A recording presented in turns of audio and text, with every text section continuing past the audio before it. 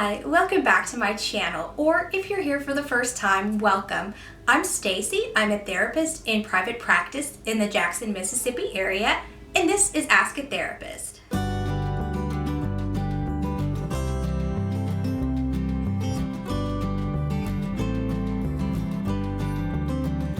I'm going to go ahead and apologize right now for the background noise that might be there. As soon as I sat down to film, my neighbor behind me decided that this was the perfect time on a Thursday in the middle of the day to cut his lawn. So I am really hoping that the lawnmower sounds do not show up, but this microphone is really good. And I know that I usually catch planes overhead. So I'm gonna go ahead and try to plow through this since this is the time I have. So every Friday, I bring you a new episode of Ask a Therapist where I answer questions submitted to me by people just like you.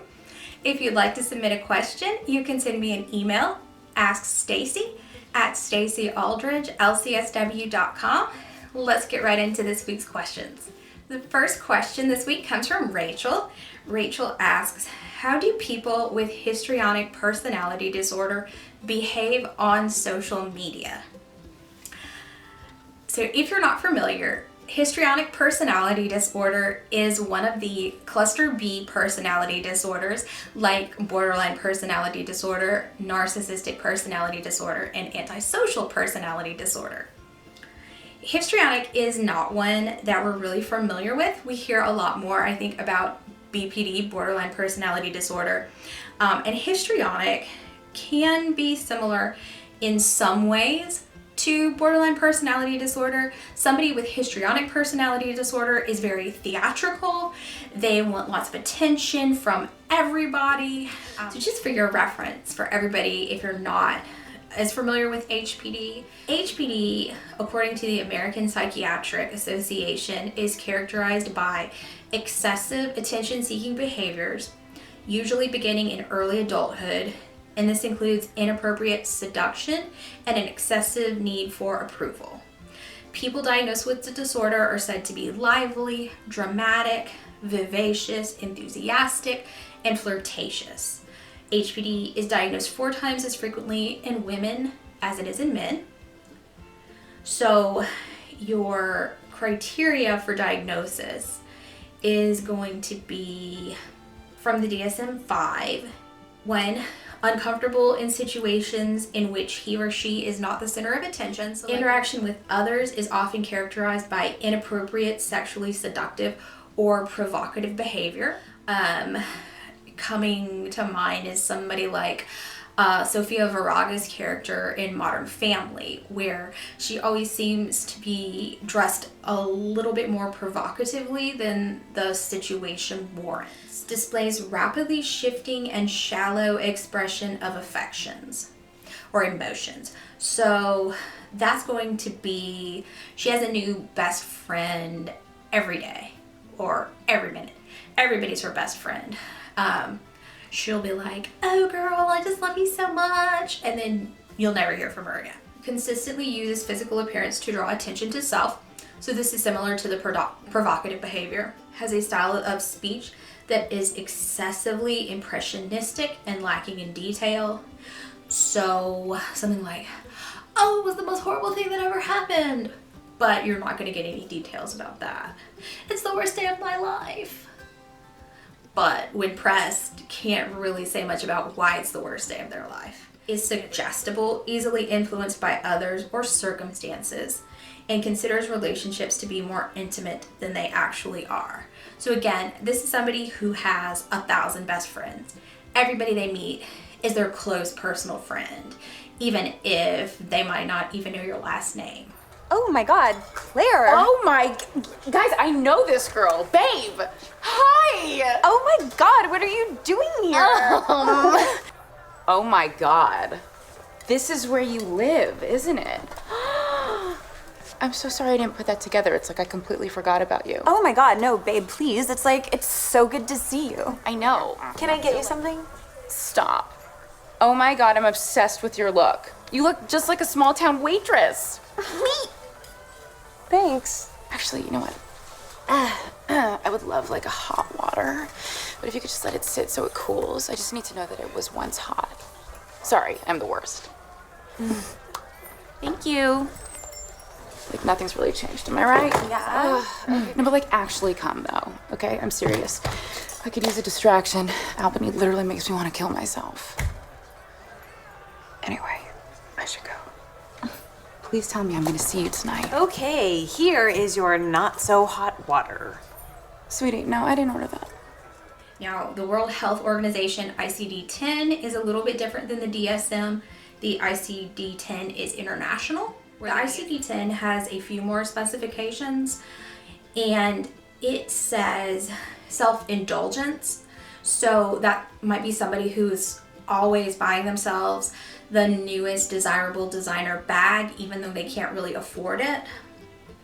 Lack of consideration for others.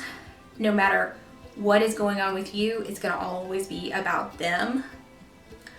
Easily hurt feelings, and continuous seeking for appreciation, excitement, and attention. So these are just kind of like a little bit more specific, I think, than the DSM criteria. So when I think about characters in pop culture who seem histrionic, the people that come to mind are, I want to say Tana Mongeau, who's not a character, she's a YouTuber and a real person. But the way maybe that Tana was portrayed on MTV's reality show that she says is inaccurate. We see Tana needing to be the center of attention, drinking excessively, that's the self-indulgence, regardless of the feelings of her friend, staying asleep rather than driving her friend to have surgery like she talked about, or promised to do. So if that characterization of her that MTV portrayed was accurate, Tana checks a lot of the boxes for histrionic personality disorder. Now, I'm not diagnosing her with that, and I'm not saying that she has it. I'm not saying that MTV's portrayal was accurate or inaccurate because I don't know her. But just in that reality show, she showed a lot of signs of HPD. Whatever the he wants, I will absolutely do. I promise I'll be there. How's everyone doing? I remember waking up and I see like 2 nurses and they're just looking at me. So they let my mom in. She comes in alone and I'm like, where is Tana? Having nightmares and sleeping all day from it. You're so insensitive, it's crazy. Well, do you know who else was there? Amari and the entire crew. I process things differently. I've like almost died a lot in my life. Like I don't really like thinking about it. Like that happening to me. Super bad PTSD from it. You super know that. God, I just hate the way Jordan thinks. It's fine that you almost got shot last night. Amari got up for surgery, so like you can do it too. That's so stupid. My supportive diehard fans would never want me to release something in such a state of trauma. I've been talking to Amari all day. You also missed his surgery. Amari's like really, really hurt. Really? Like something like that, I don't know. What can I do for you? Nothing. You suck. Really? You really let me down, honestly. I was terrified. Okay. And every instance that I've asked you to do something, like, you're just not there. I really thought you just like didn't give me. You feel better. I'm so sorry. I'm like that is literally heartbreaking to me. I had no idea Amari was gonna be upset with me, but I feel terrible that he is. The only reason I flew out here was to take care of him and be there for him. We're in Hollywood, so. Whoa!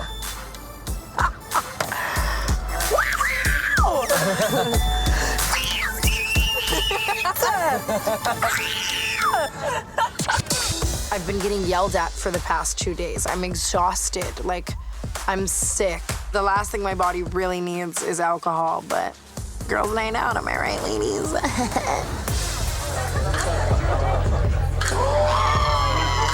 Take a shot, mother. Take a shot.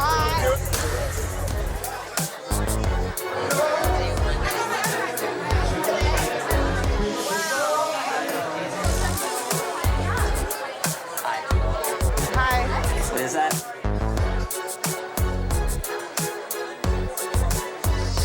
Oh, this is one of those things where I get in trouble and I look like a little bad girl. Okay, I'll just go outside. It's a cigarette. I'm really sorry, Mommy and Daddy. I repent my sin.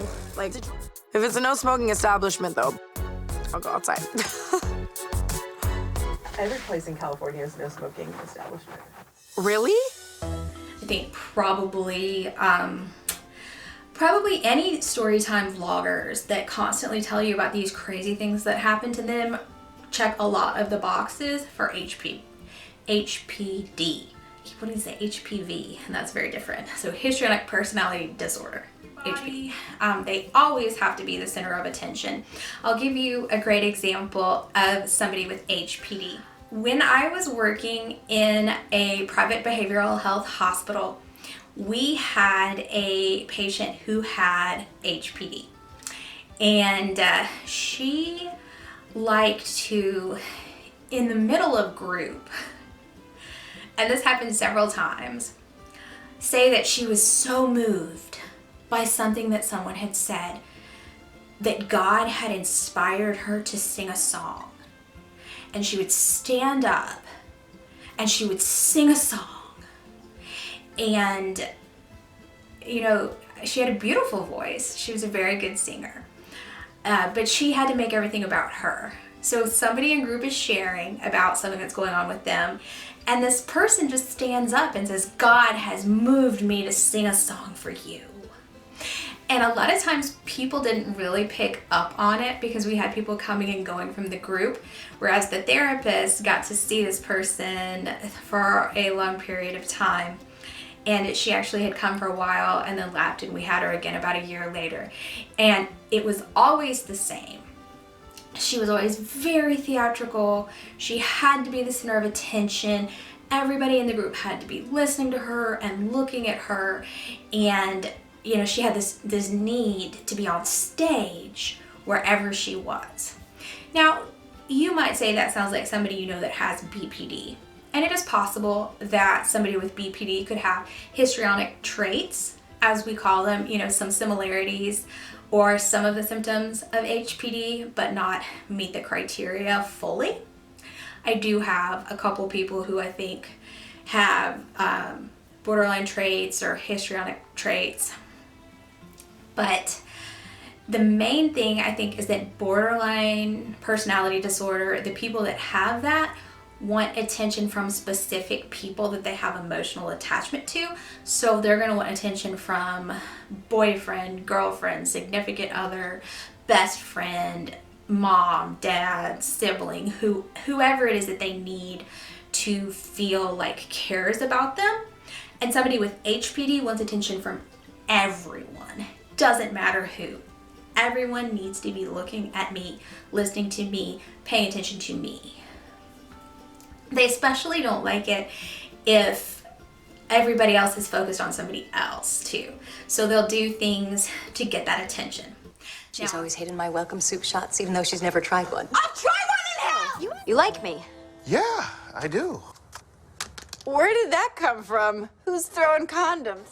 Mom, what I'm trying to say to you is that you always need to be the center of attention. In a restaurant, in your marriage, you always have to be the star. God cast me in the role. I'm sorry, darling. Oh, well, I'm late for my manicure. We'll meet for dinner at 8. Oh, that reminds me of a song. She gets too hungry for dinner at 8.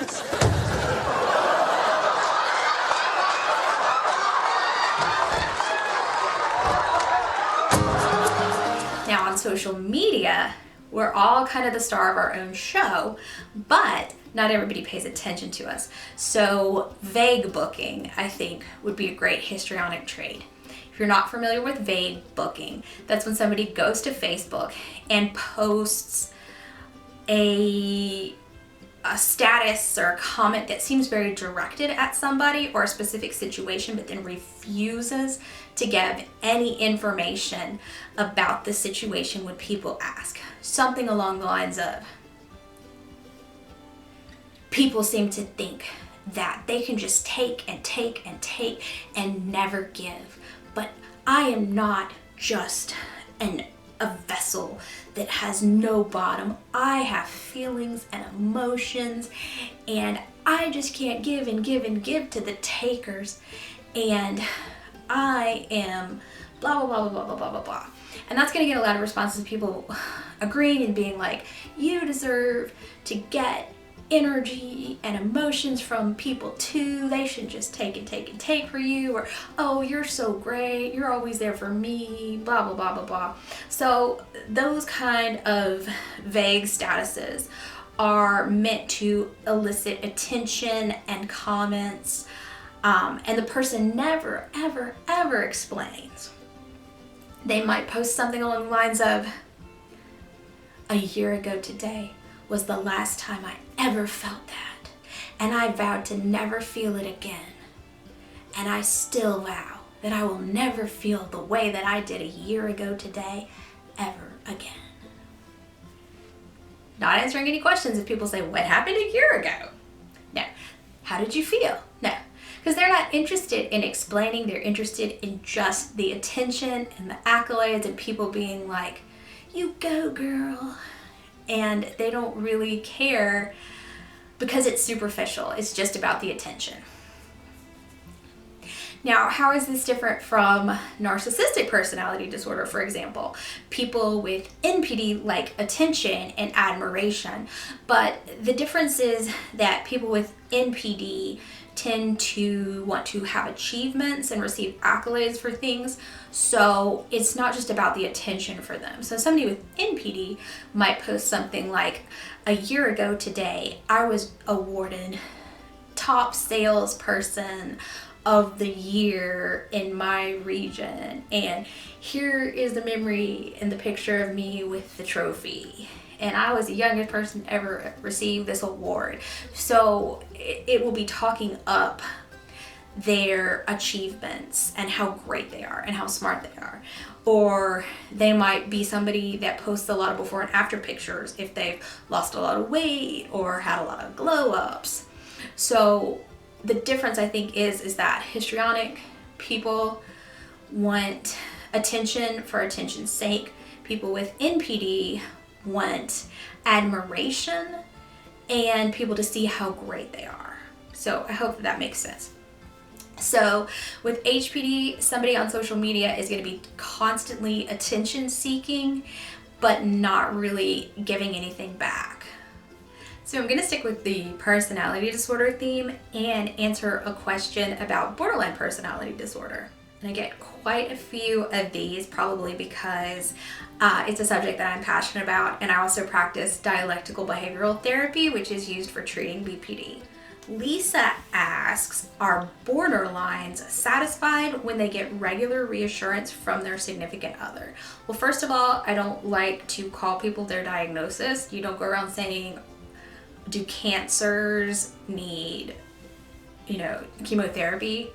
So people with borderline personality disorder often do need a lot of reassurance from their significant other that they are loved, desirable, and that's because their emotions are kind of like a roller coaster. They're constantly changing. So you might feel really good right now with whatever is happening, but 5 minutes, 10 minutes later, something that somebody says, a look on their face, something that makes you feel a certain way can suddenly make your mood drop and you feel unloved. So reassurance is definitely something that helps people with BPD feel better.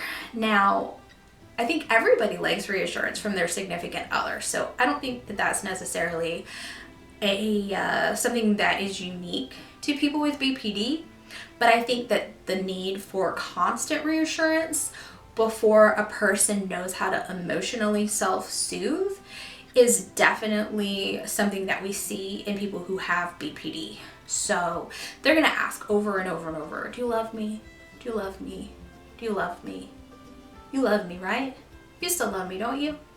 Because they need that constant reassurance because they don't believe that that love exists all the time. So they need you to tell them over and over because they start to feel like that must not be true because they're so awful or they're so unlovable or whatever. But there's no amount of reassurance that is going to be enough for somebody that does not have emotional regulation skills. So if they are not getting any kind of treatment if they haven't learned about how to emotionally regulate, distress tolerance, the things that DBT teaches, that is a person who you can reassure 24/7 and they are never going to be satisfied because they need that external reassurance. They can't find it internally. They don't have the ability to regulate their emotions. And that's essentially what BPD is a lack of emotional regulation skills and an inability to tolerate distress because they don't know how. So the skills deficit is something that is very easily taught. It's harder to learn. It's even harder to apply regularly. But for somebody that needs a lot of reassurance, DBT is going to be really helpful because it's going to teach them how to regulate their own emotions so that they don't need that constant external validation. And just in case anybody wonders, the reason that I don't like to say borderlines as opposed to person with BPD or person with borderline personality disorder is that it's very stigmatizing if you make somebody and their disorder be the same. So you're separate from your disorder just like you are separate from your emotions. So you're a person that has borderline personality disorder, you're not a borderline. And I think it's really important to make that distinction because the language that we use when we talk to other people and we talk to ourselves and we have a conversation about these things is really important because we're inadvertently promoting stigma. So by constantly correcting ourselves and saying person with BPD, someone that has BPD, we're reinforcing to ourselves and to the person that we're talking to that this is somebody with a disorder. It's not a personality defect. It's not a personality trait. It's a disorder that you can learn how to regulate with DBT. So those are my 2 questions for the week. Thank you everyone for watching. If you've made it this far, I hope that you'll consider subscribing. I bring you a new Ask a Therapist episode every Friday. And at least once a month, I have another topic about mental health. So if you subscribe, you'll never miss a video.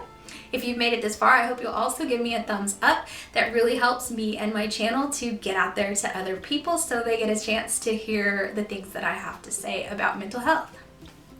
So thank you again for watching. If you'd like to submit a question, can't forget that, you can email me AskStacey@StaceyAldridgeLCSW.com. I'll see you next time. Bye.